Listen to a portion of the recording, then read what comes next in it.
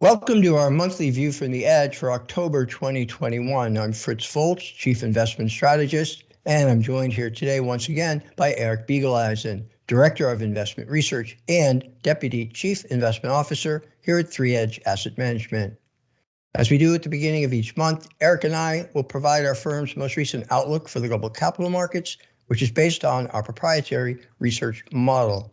Today, Eric and I will focus on the equity asset classes that we model, as well as the commodities asset class. We have a great deal to cover, so let's get started and take a look at what might be in store for the markets during the final 3 months of 2021 and beyond.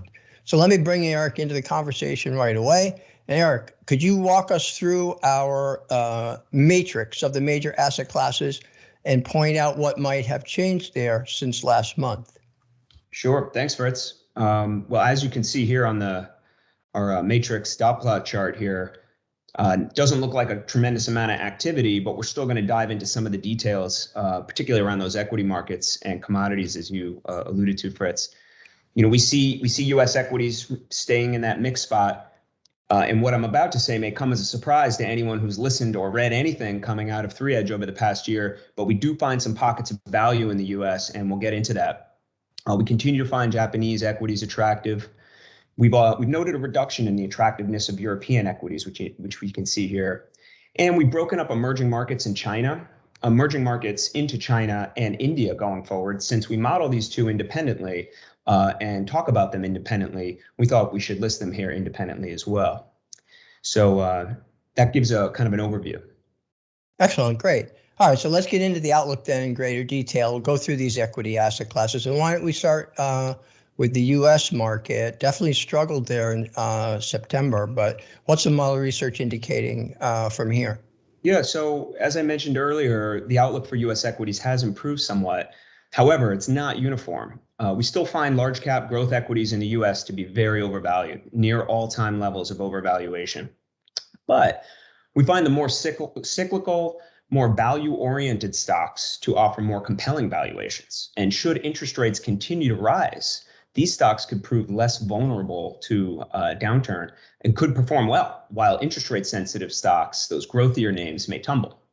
Now, the next central bank meeting is in the beginning of November, and it's expected that they may announce the timing and scale of the tapering of their asset purchases, currently at that minimum of 80 billion of treasuries and 40 billion of agency mortgage-backed securities per month.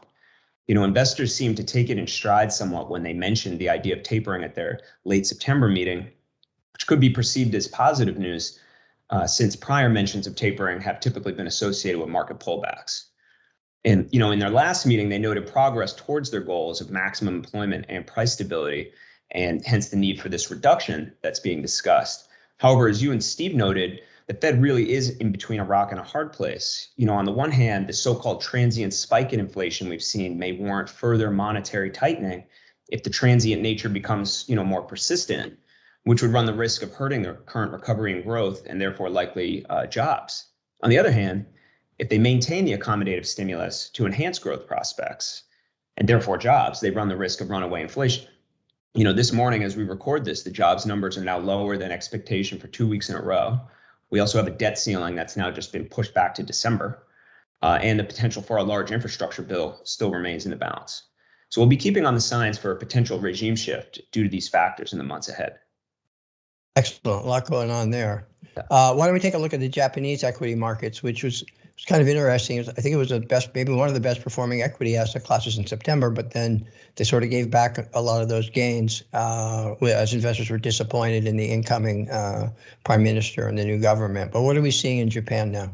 Yeah, investors definitely celebrated that resignation of Yoshihide Suga by pushing the Japanese stock indices to highs that we haven't seen in decades. But as you noted, most of that has been given back as a result of the surprise win for Fumiko Kishida, who is seen as more promoting the same Abe-style policies.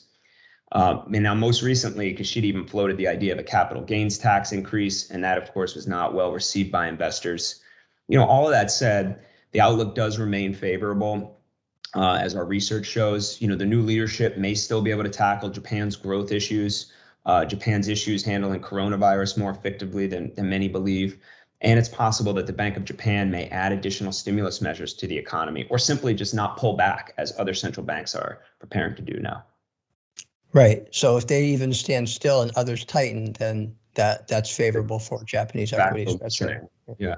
All right. How about Europe? Clearly seeing inflationary pressure there, but what's the model saying about Europe? Yeah, so we've noted the downgrade in our outlook, and we're seeing that come through in the model. As you noted, this is mostly due to the risks of rising inflation expectations. We already saw the ECB reducing monetary stimulus last month by noting their small reduction in asset purchases. Should these inflationary pressures continue, they may be forced to take more tightening actions, and that may further hurt growth prospects for the region. Also further compounding their inflation problems as we head into this cold winter ahead are the shortages in natural gas, which have already led to some energy price spikes in the region. Excellent. Shift gears now and look to India equities. I think the model's been positive on India for a while. What are we seeing now as we go into the fourth quarter and beyond for India equities? Yeah, Indian equities continue to exhibit this positive investor psychology alongside very favorable economic factors as well, most notably the steepening of a yield curve measure that we calculate for the region. Accommodative monetary and fiscal policies are expected to continue heading into this upcoming election season. The Reserve Bank of India just had a policy meeting and left rates unchanged, as was expected. They noting the improvements in the economy and vaccination progress. And that stimulus should continue and only gradually be reduced when the time is right. Very good. So wrapping up equities, let's look at China. Chinese equities, it's an asset class that's struggled, and actually our model research has done a good job keeping us out of Chinese equities. But what are we seeing there now? Yeah, the outlook for China remains unfavorable. China has had some recent policy restrictions which have increased investor uncertainty. There's also been some insolvency issues with the Chinese property development firm Evergrande, along with other Chinese real estate developers, which we're seeing now pretty aggressively across stock and bond prices. And that's directly impacting the cost of many of the borrowing by these Chinese companies. Recently, Chinese high yield bond rates exceeded 15%. Right. Which is higher than during the financial crisis of 2008, and well above the U.S. high yield rate, which is roughly around 4%.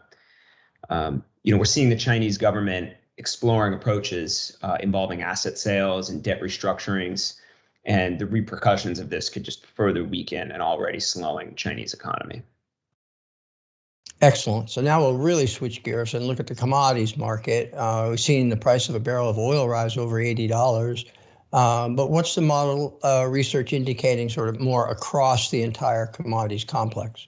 Yeah, I mean, broadly speaking, the model is maintaining this somewhat positive outlook on commodities. We've seen some global supply shocks, which continue to push prices higher across the commodities complex.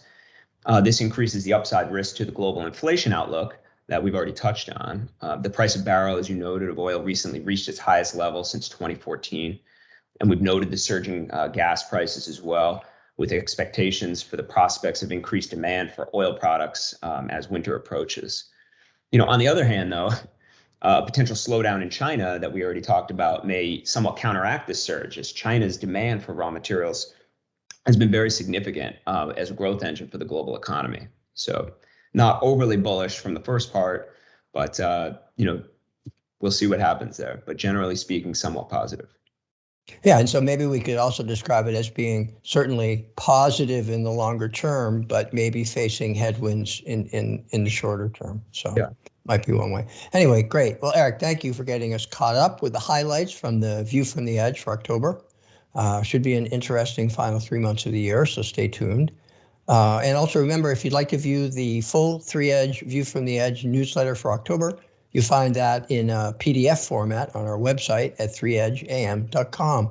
So that will do it for Eric and me. We'll be back again early November with the next edition of View from the Edge. And in the meantime, remember all our videos are available on our 3Edge YouTube channel, as well as on our website. And that again is 3edgeam.com. So on behalf of Eric and everyone here at 3Edge, thanks for listening and see you next time.